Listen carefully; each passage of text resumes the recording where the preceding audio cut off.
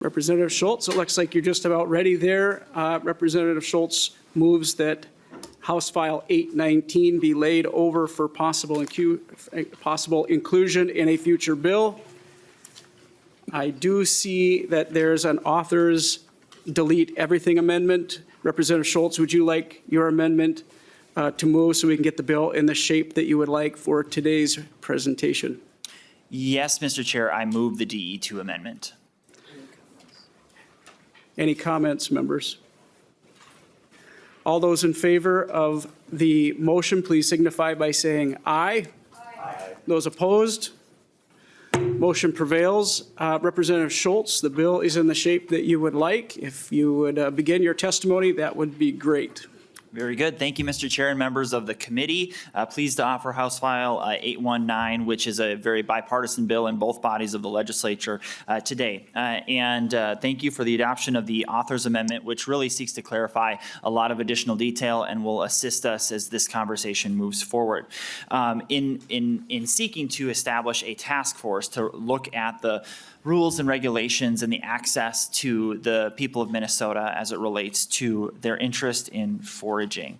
So concern has been raised by folks across the state and by folks in the community that do forage. I know there are several members of this community in this committee, excuse me, who are foragers themselves, and so this is really getting to the concerns that have been raised by the community over several years, members. That frankly, the voices of those in the community are not currently being heard within the realm of our state agency at the DNR, and so it is this concern that we are seeking to address with the establishment of this task force.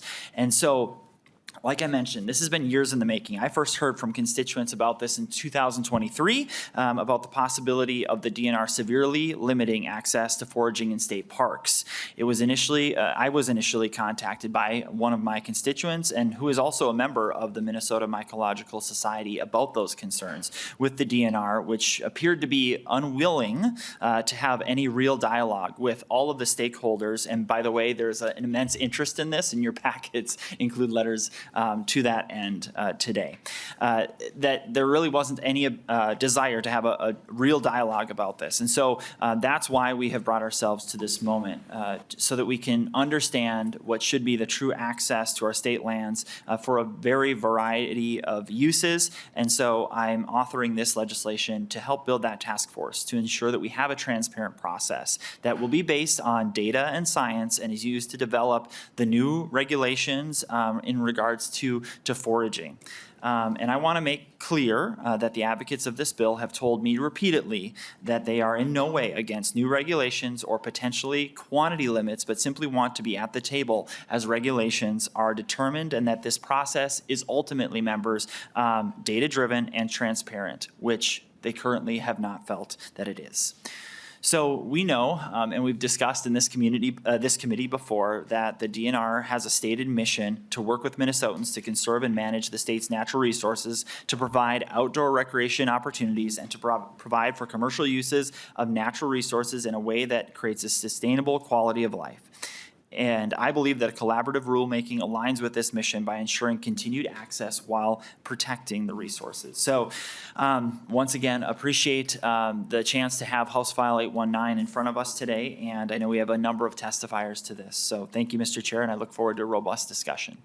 Thank you, Representative Schultz. And first up is Peter from MMS. If you would like to introduce yourself for the record. Next up is Alan. And Peter, if you would, go ahead and introduce yourself. Thank you, Chairman Heitzman and Representative Schultz, committee members. My name is Peter Martignaco, and I'm the current president of the Minnesota Mycological Society. And I thank you for the opportunity to comment on HF 819. The Minnesota Mycological Society was founded in 1899, and for 125 years, our mission has been to study and educate the public about fungi, including teaching identification to safely gather mushrooms for food. I want to make our position totally clear that we believe there's a need for thoughtful policy and regulation to guide the future management of this outdoor pursuit. This is not adequately being addressed in the current regulation. The understanding of foraging in Minnesota has generally come from those that have long cultural traditions of foraging. Our indigenous communities easily come to mind, but also many immigrant communities have long traditions of foraging that they seek to share in their new home. The Hmong, Karen, Vietnamese, East African, and West African communities, as well as immigrants from Eastern Europe, all come from long, passionate cultural foraging traditions. Foraging is much more part of Minnesotans' lives than we may realize. In a survey in northern Wisconsin, 1 in 3 residents had done foraging in the previous 12 months. Thousands of Minnesotans harvest wild rice. Many of us had our first introduction for foraging picking berries. Thousands travel to pick blueberries every year. And while not generally pursued on public lands, maple syruping is another activity that has many participants. What do we know about the sustainability of foraging? While not widespread activity today in the United States, foraging for personal use has been done sustainably for hundreds of years all over the world. In times past, it has been done without management. However, in our society today, we must be mindful of many factors, and this is the reason we've brought together like-minded Minnesotans to advocate for thoughtful policies and regulation. Hunting and fishing share the same passion and bond to the outdoors as foraging does, all while supporting and fostering interest in the close connections to nature, natural gifts that our state has blessed us with.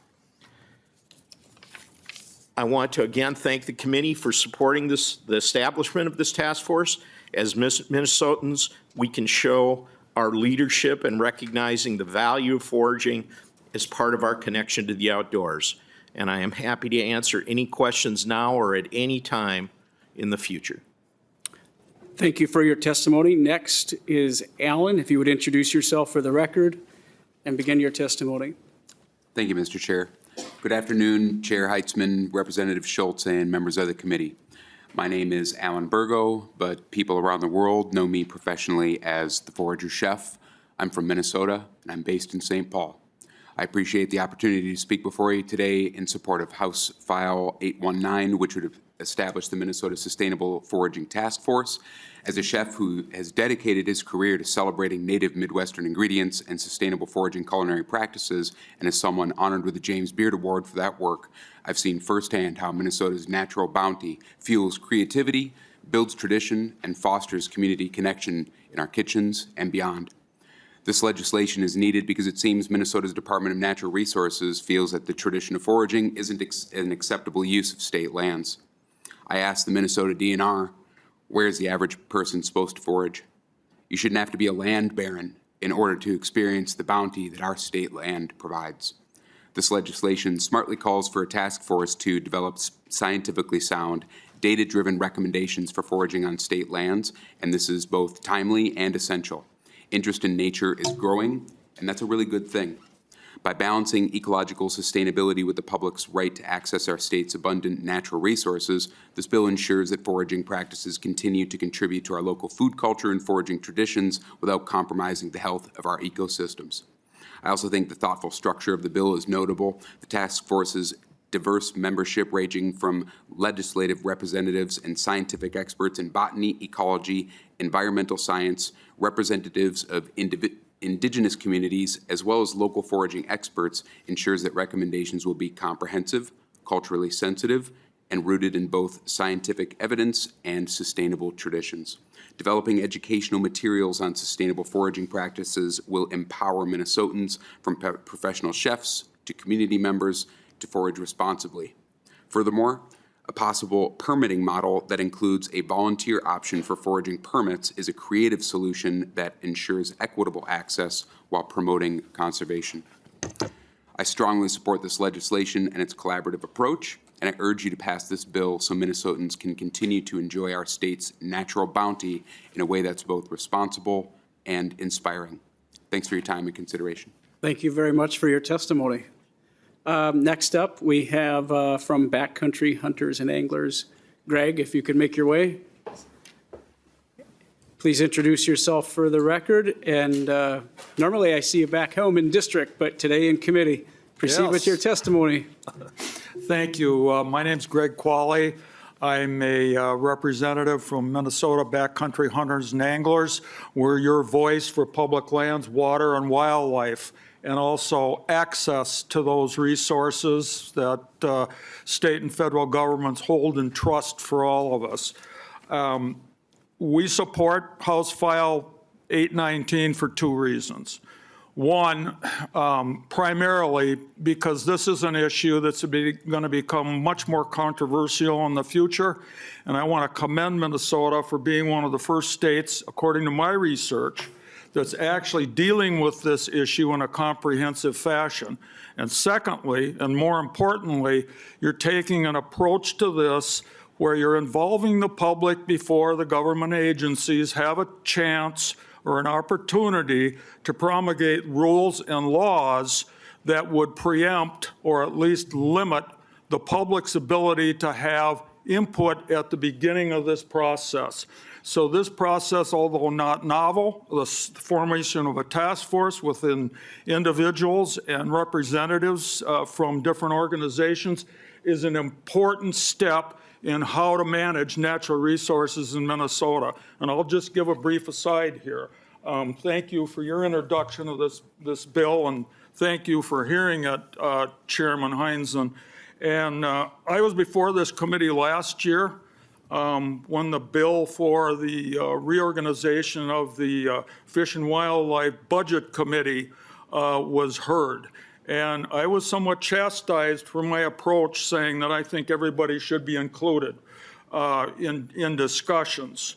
And it created some controversy, in particular with Representative Jordan, and I would like to publicly apologize if I embarrassed her or if I offended her in my testimony last year. But I feel extremely passionate about the public's involvement in natural resource management. And if that was out of line, I apologize, but I think it was important because I may have misspoke last year, and I wanted to personally apologize to this committee if that was the case. Thank you. Thank you for your testimony. Next on deck, I think I have Erickson Public Affairs. All right. Go ahead and introduce yourself for the record and proceed. Good afternoon, Mr. Chair and members of the committee. My name is Tim Clemens. I am an independent foraging educator. I established my foraging education business, Ironwood Foraging, in 2017 to create profound connections between people, plants, and mushrooms. In partnership with over 50 organizations, I have personally taught foraging skills to over 14,000 Minnesotans. HF 819 leverages diverse expertise to create a task force of knowledgeable and experienced stakeholders to participate in a transparent process of fact-finding and collaboration with the Minnesota DNR. This bill, therefore, supports creating policy that is scientific, data-driven, and culturally coherent. Collaborative rulemaking helps foster public trust and cooperation, encourages sustainable practices, and aligns with the Minnesota DNR's stated mission of fostering a connection between people and nature. Foraging is proven to increase volunteerism, promote nature ethics, and build self-efficacy in Minnesotans. Therefore, this tradition and living practice is of great benefit to our public lands, water, ecology, and people, with immensely positive second and third order benefits. It is my sincere hope that HF 819 is praised for centuries to come for its foresight and proactive support of Minnesota's native species and the lifeway of reciprocal conservation. Thank you. Thank you very much. Ms. Erickson, Thank you. you would introduce yourself and proceed with your testimony. I will. Thank you, Mr. Chair, Representative Schultz, and members of the committee. My name is Tara Erickson, and I'm a member of the Minnesota Mycological Society, but I've also worked here in state government, lobbying and public affairs for 25 years. I am volunteering my time to lead the advocacy around this legislation. Thank you for allowing me to testify on this bill. This legislation has been a few years in the making. Around this same time in 2023, I found out about possible new regulations severely limiting foraging activities in state parks by reading a Minnesota Mycological Society newsletter, and I immediately contacted the organization to understand what was happening and to see if I could be of any assistance, even though I have never worked on an environmental issue in my life. So if you're in healthcare, you would always see me there. What I found out was that the Minnesota DNR at the time was apparently not willing to talk with stakeholders, and that they were looking at doing new rules that would severely restrict foraging on state lands. I wanted to find out what was going on, and I immediately said that I would volunteer to help with my time.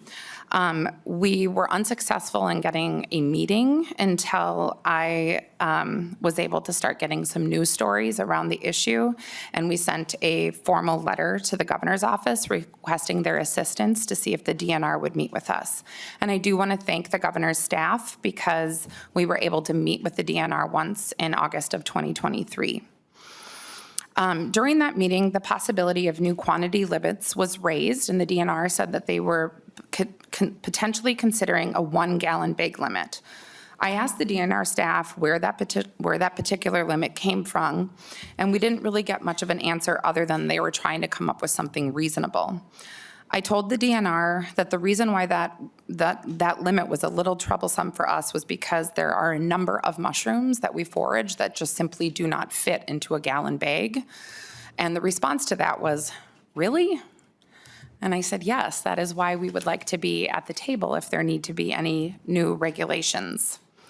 At the roundtable discussion last month, initially we had been told that they were only looking at rules for state parks, and they said that the rules were not coming out because they were now looking at that for all state lands.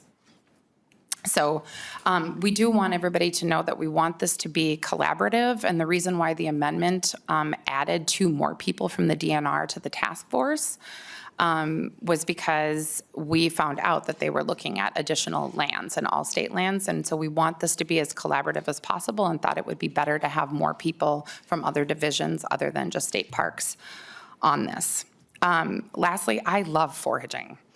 I grew up on the Iron Range of Minnesota. Nature has been a huge part of my life. I do it with my boys who are 11 and 13. They try and compete with each other in the early spring to see who's going to find the first morel mushroom. We want to have kids in nature. It is very important. They're on screens all the time, and it's not good for them. So, and lastly, all of these people that I have been working with, trying to herd cats to get all of these people to work together, I call them nature nerds. They are brilliant. They know everything about these plants. It is super fun. I hope to be one day, a nature nerd. And they would just, their skills and their knowledge are going to just be really important to have at a table when we are looking at new rules like this. So thank you for doing this, Bill, and I really hope that we get your support. Thank you. That was great. Thank you for your testimony. I have to say, I'm feeling like I'm maybe missing out. I've spent a lot of time in the outdoors, but these things, foraging has been a little bit of a scary thought. So it's fun to see so many that are actively working on this and testifying here today. I do want to have DNR come forward now and give them an opportunity to weigh in.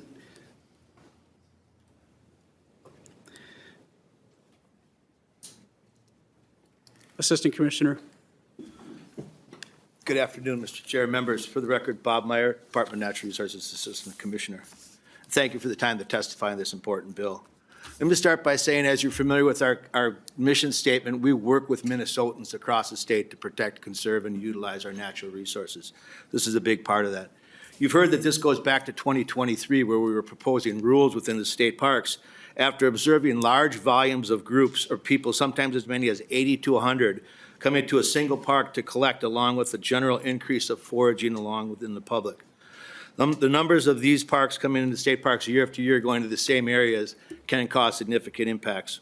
We've seen some people foraging within our state parks collecting quantities as much as 20 pounds of material to share and eat with others. We've also seen impacts to food sources from foraging to mammals, arthropods, and birds that rely on these materials to eat. Those rules, we did discuss with the Mycological Society in January of 2024. Commissioner Stroman sent Mr. Martin Goggle a letter expressing our desires to work with them and learning from them. Since that time, those rules have been put on hold. They just dealt with state parks. As you know, the purposes of a state park are to protect into perpetuity those natural resources that exist within a state park. Just for the record, we have 4.2 million acres of state forests, 1.37 million acres of wildlife management areas, and 235,000 acres of state parks. Outdoor recreations in parks are supposed to, by statute in the Outdoor Recreation Act, utilize the natural features of the park that can be accommodated without material disturbance of the natural features of the park or introduction of undue artificiality into the natural scene. Park use shall be primarily for aesthetic, cultural, and educational purposes, and shall not be designed to accommodate all forms or unlimited volumes of recreational use. We support foraging. We support foraging on all of our state lands. We are concerned about our state parks being loved to death, which began the work in 2023. To say that we don't support foraging is just false. I'm an active wild rice harvester. I'm a trapper. I love being outside, and I collect edibles when I can. Looking at the work that we're doing to strengthen our work, we began an internal working team, and actually we held a public town hall with Senator Fa and others in October of 2024 to express these views and continue working with the population. The values formed on our foraging team project definition is that we recognize the need to manage foraging differently across different state-managed land types. And we must consider resource management expertise, state law, statutes, and stakeholder partner feedback when considering improvements. So we value all the statements that have been made. We do not have an active rulemaking in progress. State statute allows for these uses where applicable. For example, on state forest lands of 4.3 million acres, there are very little restrictions. We also don't have baseline data for many of the species that are needed to properly inform these recommendations. For example, Solomon seal, fiddleheads, and ramps. There's no population data on how harvesting might affect populations or impact other species in the ecosystem. So there's more information needed to come up with this data that the task force would recommend. And we would need resources to identify those. We will also need resources to run the task force. The fiscal note will be coming shortly to this committee, and we can discuss that at the time of putting the budget together, but it will not be cheap. There's a substantial amount of work that needs to be done. We envision 2 to 3 FTEs needed for the time of the task force, and then if there are rulemaking or legislative activities, there would be additional costs there. I can go on, Mr. Chair. I know you have another bill to hear, but we support foraging. We're working with the Alliance and folks on these issues. I view the bill as a solution in search of a problem, so to speak, since we have a lot of this in statute right now, and perhaps we should be looking at funding research to develop that baseline information on the species that are so important to people doing these activities, rather than allowing the expanded use. Additionally, the permitting discussions to create a permit regulatory system would require financial resources, and we look forward to working with you on this bill and finding those resources within your budget in the future. Thank you, Commissioner, for your testimony today, and I'm sure there'll be a question or two. So before I do that, I'm just going to ask quickly, is there anyone else in the audience who would like to testify to the bill? All right, seeing none. Members, Representative Hansen, you're first on the list.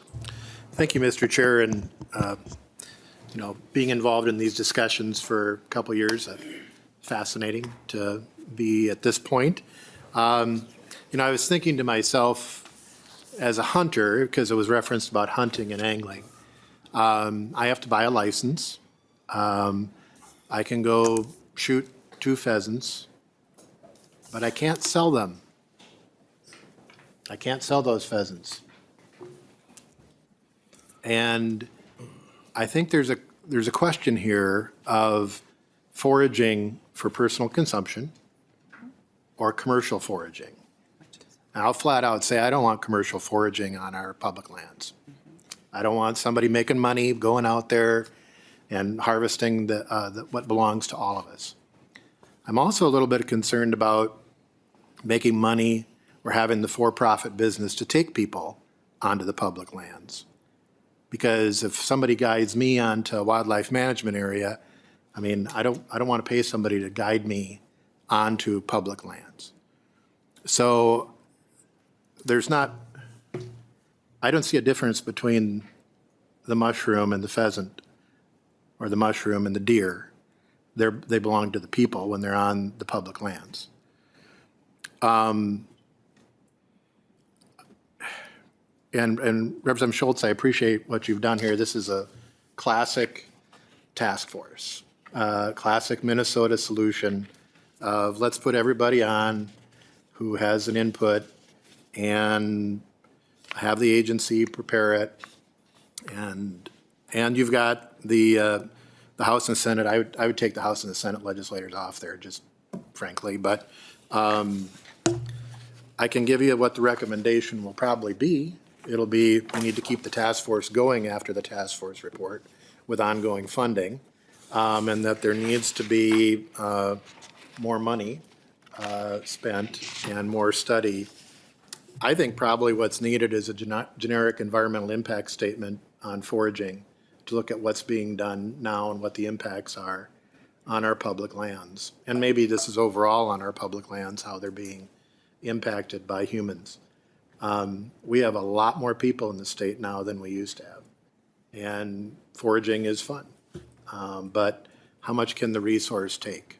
So, I don't know, Mr. Chair, is this being laid over or is this moving out? Laid over. So I think there's clearly something that has to be done here because there's high demand from the public. How do you protect the public resource and not have regulatory capture where the result are, hey, let's go foraging? We need to have something that's science-based. I appreciate that from some of the testifiers, but I want to make sure that that Minnesota's resources that belong to everybody are not being used to enrich some people with those public resources.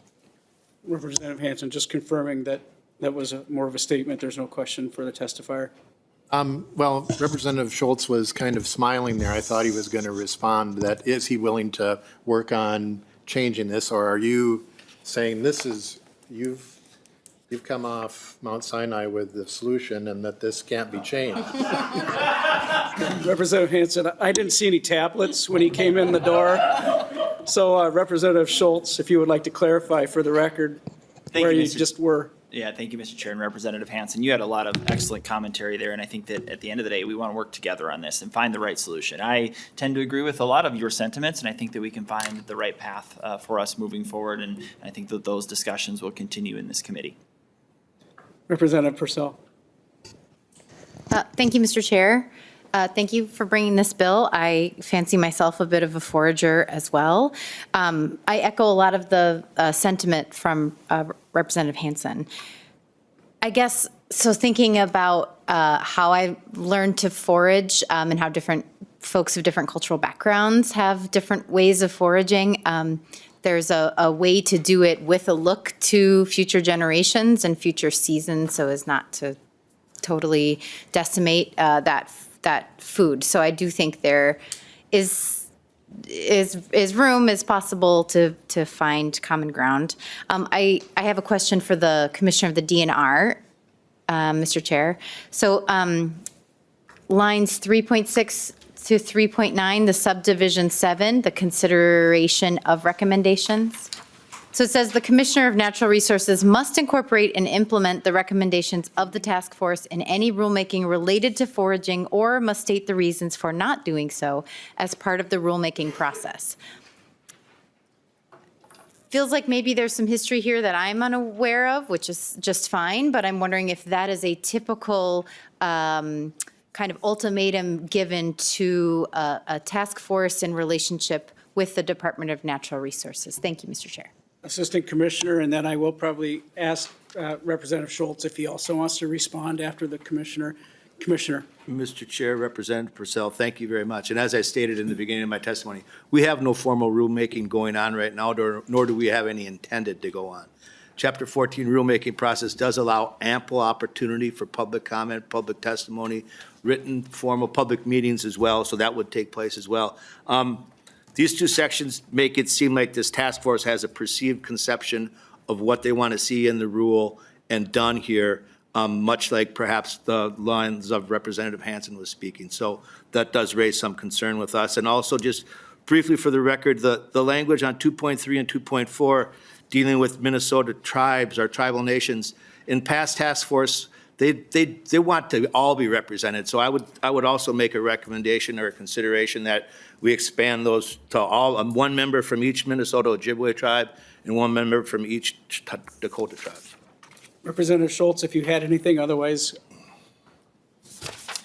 Thank you, Mr. Chair, and Representative Purcell. When considering this, especially in the subdivision 7, as you referenced, the concern here is that we're dealing with different types of public land, from parks to forests, and we want to ensure that what the recommendations are implemented appropriately across those different sectors. Representative Purcell. Lead Fisher.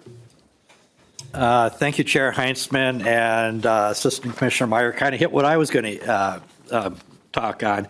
Is I noticed that it's one member from each of from the Ojibwe tribe, one from the Dakota, and we've got 11 different tribes, and on a number of issues, it's not unusual. You can get sometimes 5 or 6 different opinions. So it'd be nice to have a way to make sure that each of the tribes have a way to have some kind of input into it, just because of how they may be seeing it from their point of view in their respective treaty areas. So I just want to kind of mention that out there.